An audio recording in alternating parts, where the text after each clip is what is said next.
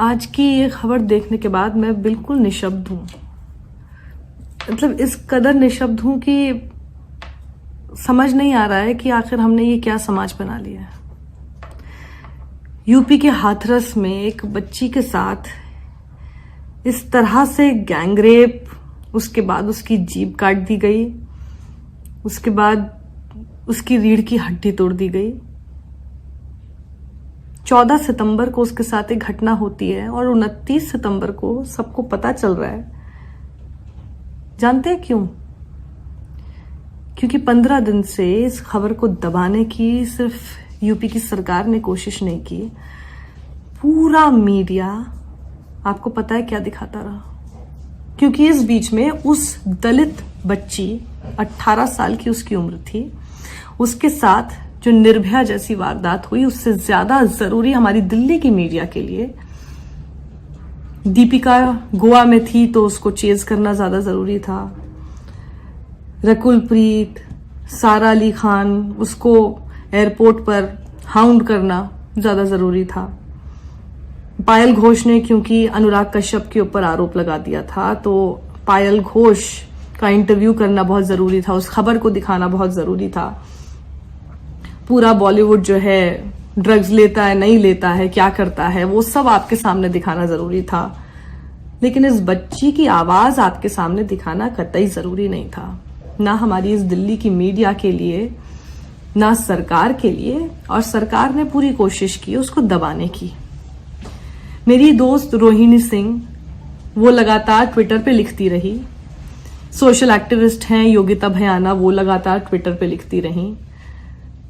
रोहिणी सिंह ने जब इस वारदात को लिखा तब यूपी सरकार में जो इंफॉर्मेशन सेक्रेटरी हैं शिशिर सिंह, वो उनको ये लिखकर धमकी देते हैं कि जो भी लोग फेक न्यूज फैला रहे हैं उनके खिलाफ कड़ी कार्रवाई की जा रही है, एफआईआर हो रही है। तो जो कुछ तो लोग बोलते नहीं है और जो बोलते हैं उनको धमकी देकर चुप कराने की कोशिश होती है।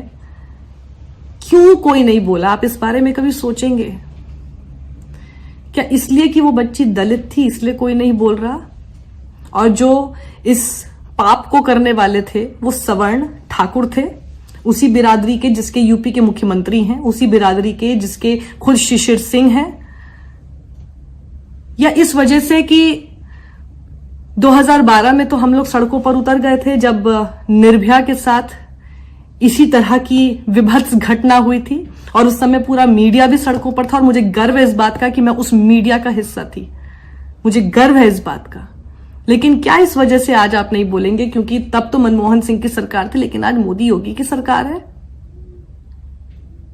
या वाकई ये जरूरी है कि आप चाहते हैं देखना कि दीपिका गोवा में है और उसकी गाड़ी का कलर कौन सा है, या फिर यूपी में एक दलित लड़की के साथ इतनी बेरहम तरीके से उसका बलात्कार हो जाता है, उस घटना को आप नहीं देखना चाहते? उस घटना के बारे में आप नहीं जानना चाहते? हमारी एक बच्ची, हमारे बीच की बच्ची तड़पती रही 14 सितंबर से लेकर 29 सितंबर तक, जब आखिरकार उसने दम तोड़ दिया। हमारे देश को इस बारे में पता ही नहीं चलता है, हमें इस बारे में पता नहीं चलता है क्योंकि हमारे देश में जिसने बताने का जिम्मा उठा रखा है वो हमें बॉलीवुड का ड्रग्स दिखा रहा है।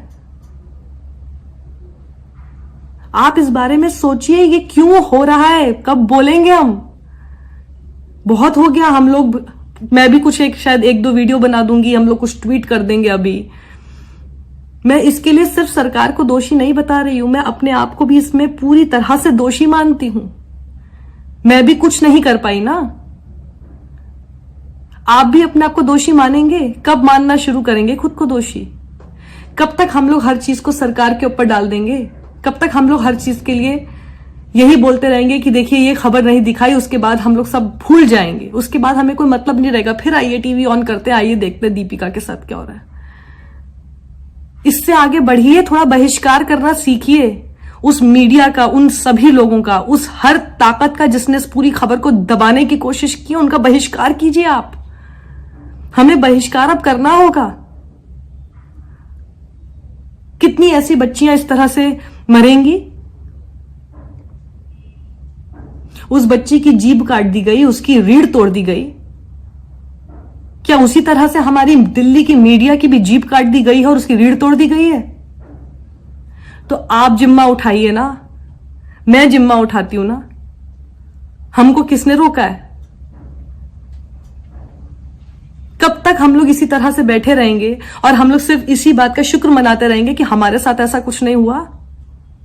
कब तक? या हम उस दिन का इंतजार कर रहे हैं कि जिस दिन हमारे साथ हो? क्या अपनी बच्ची की जगह हम उस बच्ची को नहीं रख के देख सकते? या वो दलित है इसलिए हम उसको अपनी जगह पे नहीं रखेंगे?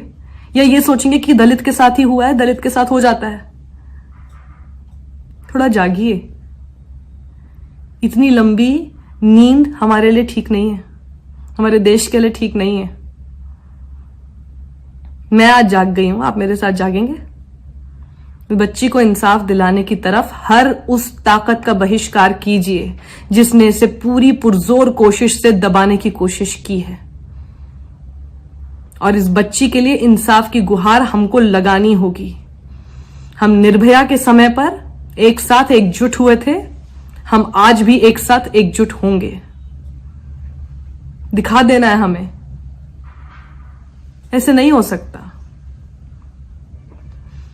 बड़ी बड़ी बातें आप करते हैं, लेकिन अगर बच्ची की तरफ कोई आंख उठाकर भी देखता है और उसकी आवाज को आप और बुलंद करते हैं, उस आरोपी की आवाज को आप बुलंद करते हैं, लेकिन जब उसके साथ कुछ गलत हो जाता है तो उस खबर को दबाने की आप पूरी कोशिश करते हैं, तो अब ये नहीं चलेगा। मैं इससे आहत हूं, अंदर तक झकझोर दिया इस पूरी खबर ने। और सबसे ज्यादा इस बात ने झकझोरा है कि आज उस मीडिया का मैं हिस्सा हूं जो ऐसी खबर तक दिखाना जरूरी नहीं समझता है। क्या हो गया है, क्या हो गया हमारे समाज को? हम ही ने किया है ना, अब इस समाज से हमको ही निकालना होगा। दूसरों को दोष देने से पहले मैं अपनी तरफ से मैंने क्या नहीं किया, मैं उसको ठीक करना ज्यादा जरूरी समझती हूं। आत्ममंथन कीजिए, इंट्रोस्पेक्ट कीजिए। उस बच्ची की चीख पुकार हम सुन ही नहीं पाए। हम सुनते तो शायद हम लोग कुछ बोलते, लेकिन हम सब अपने अपने काम में व्यस्त हो गए। हम सब इस बात में व्यस्त हो गए कि देखते हैं टीवी पर क्या चल रहा है। जिसने नहीं भी देखा वो अपने काम में व्यस्त हो गया। और 15 दिन तक वो लड़की रीढ़ की हड्डी तुड़वाकर, अपनी जीभ कटवाकर, इसीलिए उसकी जीभ काटी ना कि वो कुछ बोल ना सके। हमारी जीभ किसने काटी है? आपकी जीभ किसने काटी है? और कोई काट दे आपकी जीभ, उसका इंतजार कर रहे हैं क्या? थोड़ा साथ आइए, कुछ कीजिए। बहुत हो गया है। और अपनी बच्ची की जगह पर उस बच्ची को बस एक बार रखकर देख लीजिए। उसकी चीख की आवाज कैसी होगी ना, उसका अंदाजा आपको खुद हो जाएगा।